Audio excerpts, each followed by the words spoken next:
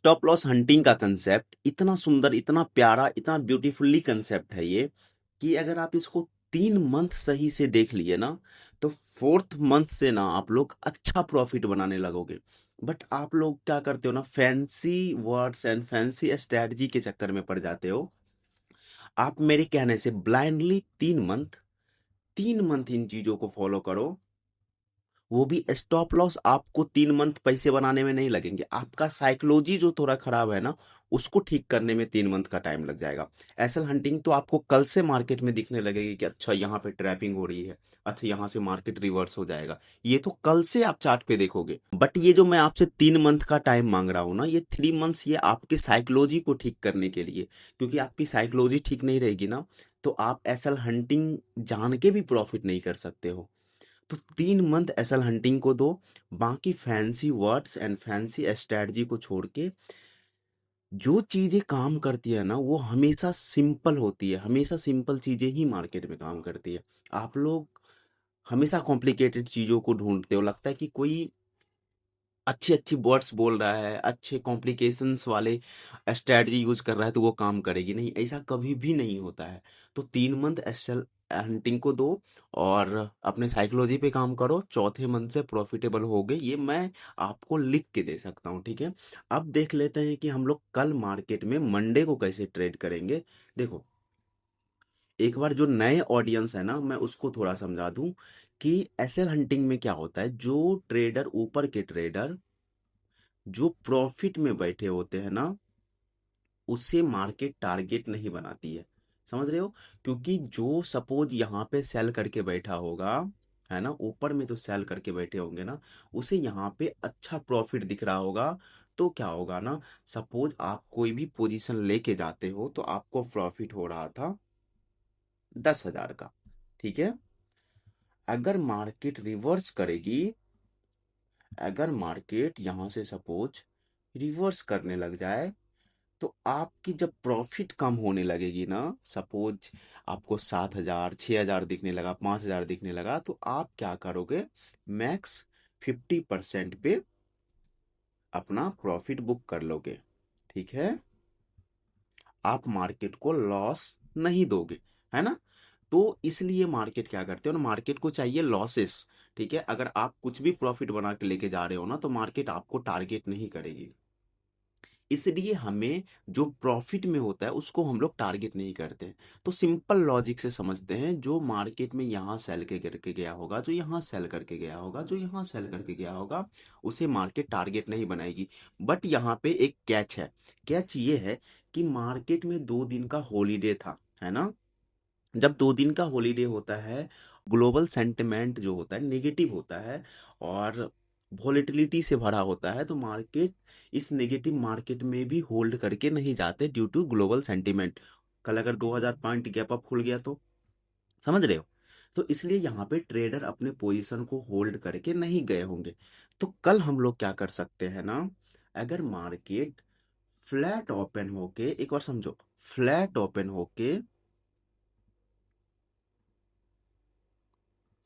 Red candle बनाता है,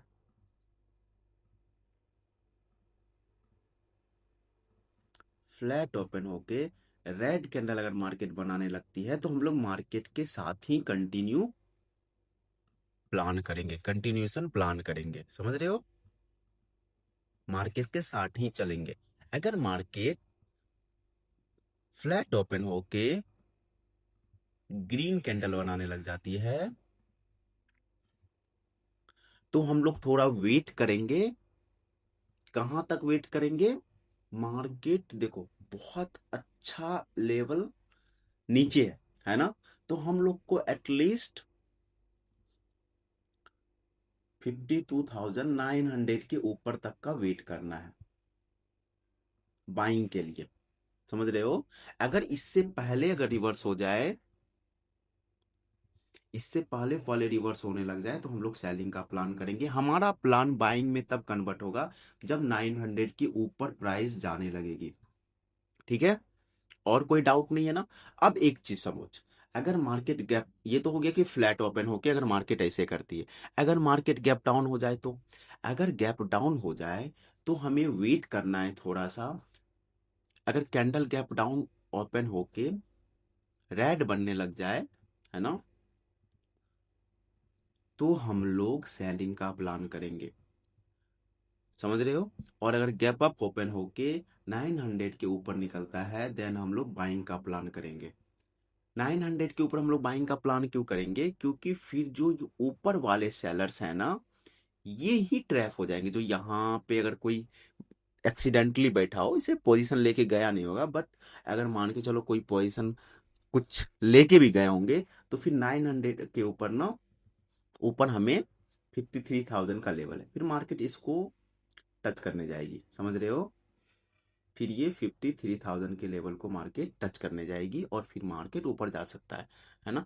तो ये हमारा सिंपल लॉजिक होगा बैंक निफ्टी में ट्रेड करने के लिए। और अगर आप सेंसेक्स एंड निफ्टी में ट्रेड करते हो, तो निफ्टी में आप, मैं सीधा लेवल बता देता हूं आपको, ठीक है।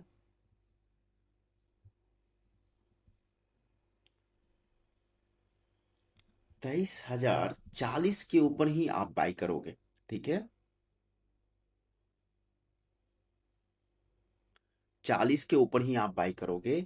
और अगर आप उससे पहले, हमारा सेलिंग का ही प्लान रखना, उससे पहले कभी भी मार्केट रिवर्स कर सकती है, ठीक है। तो उससे पहले हमेशा सेलिंग का ही प्लान रखना। और सेंसेक्स में आप ध्यान रखना, 74,400 के ऊपर ही बाई करना, इससे ऊपर बाय नहीं करना। इससे अगर नीचे मार्केट मिले आपको, तो सेलिंग की अपॉर्चुनिटी ढूंढना, मार्केट कभी भी रिवर्स कर सकती है। तो ये हमारा सिंपल प्लान है मंडे को लेके।